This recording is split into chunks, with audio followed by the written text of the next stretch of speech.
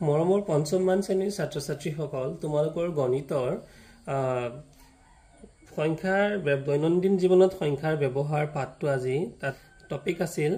যাদু বৰ্গ আৰু যাদু বৰ্গটো ইংৰাজীত কোৱা হয় মেজিক স্কোয়াৰ গতিকে এই মেজিক স্কোয়াৰটো আমাৰ শ্ৰীনিবাস ৰামানুজন 1900 শতিকাৰ এজন মহান ভাৰতীয় গণিতজ্ঞ এই ছবিটো দেখিছা এয়া হৈছে শ্ৰীনিবাস ৰামানুজন বিশ্বৰ গণিত জগতলৈ আগবঢ়োৱা অমূল্য অৱদানৰ কথা স্মৰণ কৰি ভাৰতবাসীৰ লগতে সমগ্ৰ বিশ্বই তেখেতক লৈ গৌৰৱ কৰে তেখেতৰ জন্ম 1887 চনৰ 22 ডিচেম্বৰত বিদ্যালয়ত পঢ়ি থকা দিনতেই তেখেতৰ অনুসন্ধিৎসু গাণিতিক মনত যাদু বৰ্গৰ ধাৰণাই থিতাপি লৈছিল তেখেতৰ টোকাবহী প্ৰথম অধ্যায়তে আছিল যাদু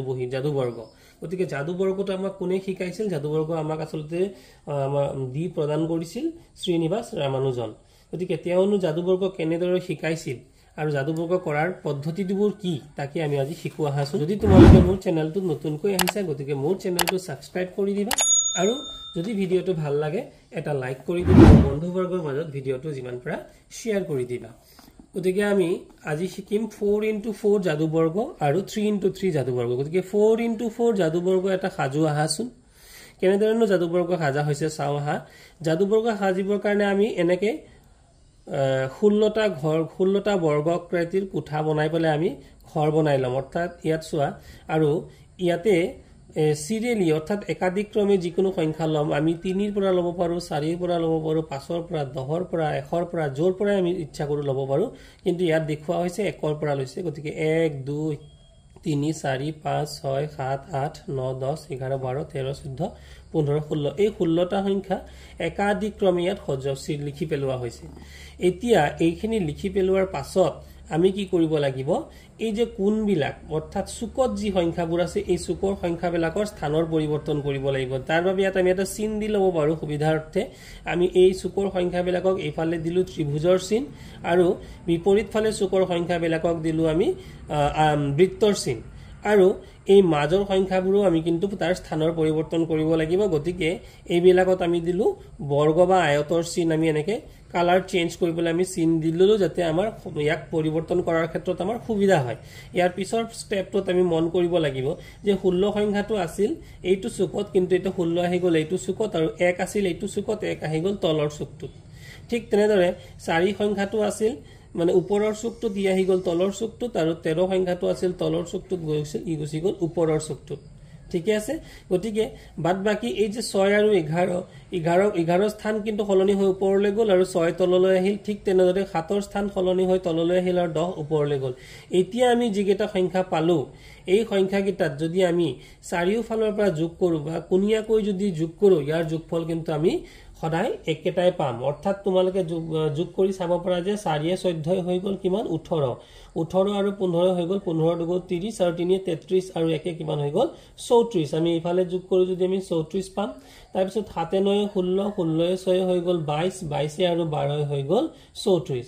ঠিক তেনেকৈ তো 5 11 16 16 10 26 26 আৰু 8 হৈ গল 34 16 2 18 18 3 21 21 আৰু 13 হৈ যাব 34 গতিকে আমি এটা ইফালে 34 পালো এফালেও যদি সংখ্যাবোৰ তোমালোকে যোগ কৰা 34 34 34 আৰু 34 এই পাবা ঠিক তেনেদৰে যদি আমি কোনিয়াকৈ যোগ কৰো যে 16 11 কিমান হৈ যাব 27 27 আৰু 6 হৈ যাব 33 33 একে হৈ যাব 34 আৰু ইফালে 13 10 23 23 33 আৰু 4 হৈ যাব 34 আমি এতিয়া যিদৰে 1 ৰ পৰা 1 2 3 4 এইদৰে সংখ্যাবোৰ লৈছো ইয়াৰ পৰা আমি বেলেগো লব পাৰো যদি আমি ইচ্ছা কৰো তেতিয়ালে 9 10 11 12 13 14 15 16 17 18 19 20 21 22 23 24 এনেদৰেও আমি লব পাৰো আৰু একেই পদ্ধতিৰে যদি কৰো গতিকে আমি প্ৰতিবাৰতে কিন্তু এটা কি পাই যাম 4x4 অৰ্থাৎ ইফালে 4 আৰু ইফালে 4 4x4 এটা মেজিক স্কোয়াৰ পাই যাম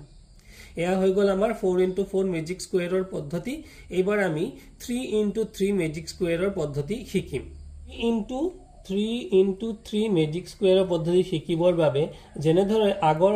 অংকটোত আমি 4টা ঘৰ লৈছিলো এবাৰ আমি এটা স্কোয়াৰ বনাম যত আমি 3 3 গুণ 9 আমি 3 3 গুণ কিমান হ'ব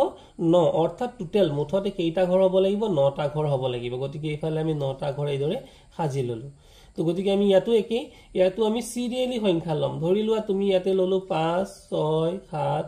8 9 10 11 12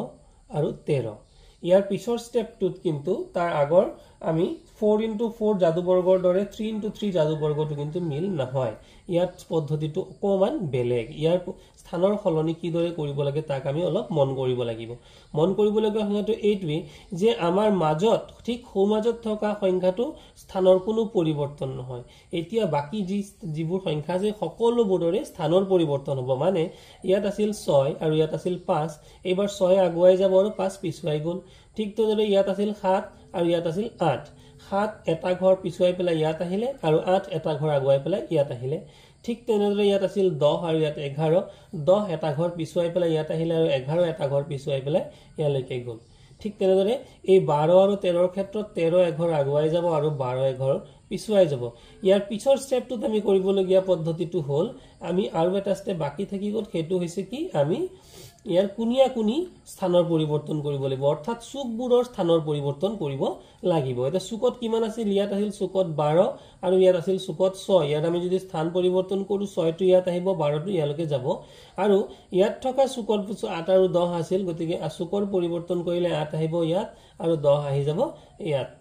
গতিকে এইবাৰ আৰু কোনো স্থানৰ পৰিৱৰ্তন নহয় বাকি যিবোৰ সংখ্যা আছিল সকলোবোৰ একে হিচাপতে থাকি যাব এতিয়া যদি আমি এই সংখ্যাবোৰ যোগ কৰো আমি আটাইফালে ইয়াৰ যোগফল কিন্তু সমান পাম এইটো হ'ব 3 into 3 মেজিক স্কয়াৰ অৰ্থাৎ যাদুবৰ্গ শ্ৰীনিবাস ৰামানুজনে এই দুইটা যাদু পদ্ধতি আমাক মানে